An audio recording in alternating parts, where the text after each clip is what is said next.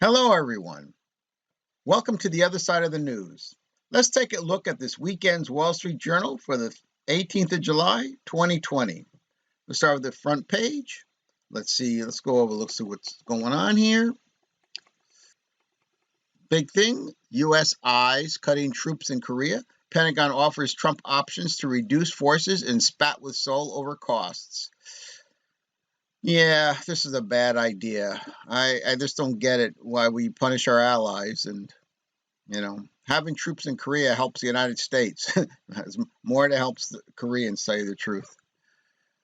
But who am I to say? But this is where Trump gets crazy on his little negotiating. He thinks he's negotiating king, and actually Seoul offered to raise the payment to America, almost doubling it to over $1 billion a year. But Trump now wants more, and so we're back to square one. That's a bit annoying. Okay, states waiver on school start as cases hit a record high. Yep, California, Texas are cutting back again. Guys, we just need to wear masks. We need to wear masks. Let's look at the little summary here. The Pentagon I talked about. Plans laid out by California and Texas suggest many children in each state will start the schools virtually as the coronavirus rose to another daily record, and measures to slow the spread of the virus continue to meet political resistance. You got to wear masks. How many times do we have to say this to people? What's the matter with us Americans? Why don't we want to wear masks? Justice Ginsburg's cancer looks like it's come back. Oh, that's too bad. Esper effectively banned troops from flying the Confederate flag, bypassing the president's reluctance to call for such a move. Good. Well done. Jobs revival loses some momentum. Well, that was obvious going to happen. Let's see what else we got. Court orders U.S. to restore DACA policy.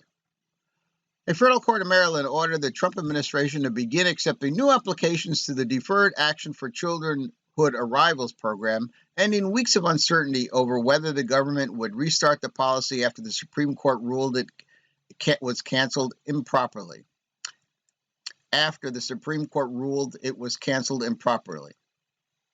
Okay, you get the picture there. That makes sense. What else we got here? Portland protests draw U.S. agents.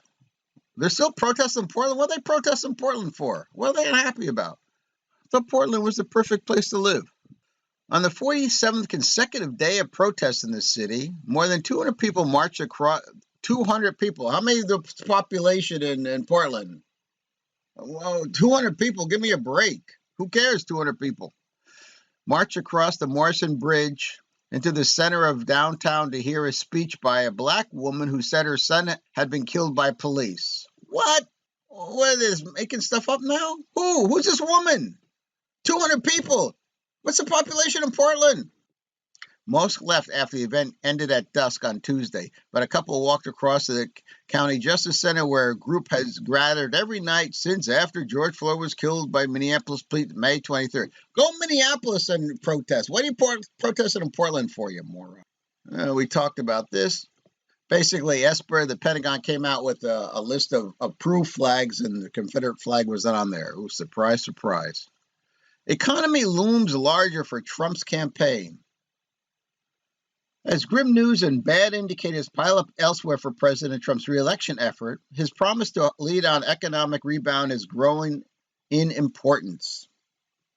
This past week has brought a spate of difficult headlines for the Trump campaign.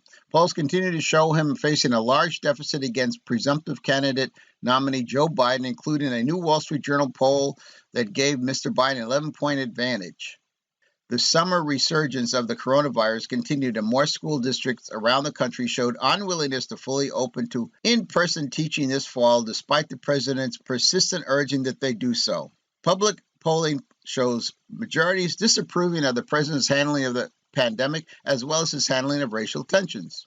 With such trends lines running in the wrong direction, Mr. Trump nudged aside his campaign manager and replaced him with his deputy, Bill Stephan. Amid that picture, the asset that Mr. Trump has always believed was the key to his re-election, his handling of the U.S. economy, appears to be his only only grown in importance to him. In this recent poll, 54% a majority of voters said they approved of Mr. Trump's handling of the economy, his highest rating yet registered on the question. Well, we should stick to that and stop doing all this crap. Mandatory mask laws are often unenforced. Customers frustrated by wait for test results at CVS. Normally I got to wait for everything at CVS. What else is new? Well, the last thing I want to talk about today, let's look at this editorial. A Trump retreat from Korea. A couple of months ago, we heard that President Trump was pushing the Pentagon to withdraw U.S. troops from Afghanistan, Germany, and South Korea. We started calling around and were told to focus on Afghanistan, as the other two deployments were safe in an election year. Bad call. Mr. Trump has since ordered the withdrawal of 9,500 of the 34,000 U.S. troops stationed in Germany, and now we read Friday in the Journal that he may do the same with U.S. forces in Seoul. You never know with Mr. Trump how much of this leak is a negotiating bluster, but it's the president's worst national security idea since he floated a Taliban visit to Camp David last year. The U.S. has some 28,000 troops on the Korean Peninsula. The main strategic purpose is defending against North Korea, but the deployments also protect America's security interests and reassure the region that the U.S. is committed to defending America's friends against a threatening China. As he likes to do, Mr. Trump has been seeking more money from South Korea to pay for the U.S. mission. Though Seoul contributed some $926 million in 2019, South Korean President Moon Jae-in has balked at the U.S. demands, which are for $1 billion or more a year, and we're told the talks are deadlocked. Mr. Trump is considering his options, including some reductions of force, but even a partial U.S. retreat from the East Asian flashpoint would echo around the world as a sign of American weakness. It also wouldn't save money since the Pentagon would have to pay the troops, even if they come home, and it would cost far more to have to send them forces back to the region in a crisis. Exactly, folks. Above all, a U.S. retreat would be a gift to the hawks in China who want to push the U.S. out of the region. Withdrawal would confirm their view that the U.S. is in decline and can no longer be trusted, and it would shock our allies in Japan and Taiwan. Senator Ben Sasse, the Nebraska Republican, didn't hold back Friday in criticizing the potential withdrawal. Quote, "This kind of strategic incompetence is Jimmy Carter level weak. Why is this so hard? We don't have missile systems in South Korea as a welfare program. We have troops and munitions there to protect Americans.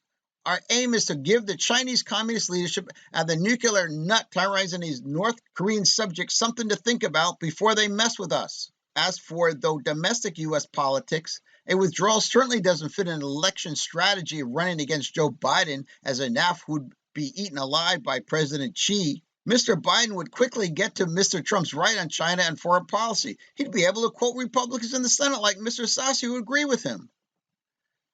Mr. Trump's cavalier treatment of allies and the threat he may walk away from long-term alliances is one risk of a second term. Apart from North Korea's young dictator Kim Jong-un, a U.S. retreat in Korea would most please Mr. Xi. Very well said. Folks, thank you so much for watching The Other Side of News this weekend. Remember to like, remember to leave comments, and as always, until tomorrow, bye-bye.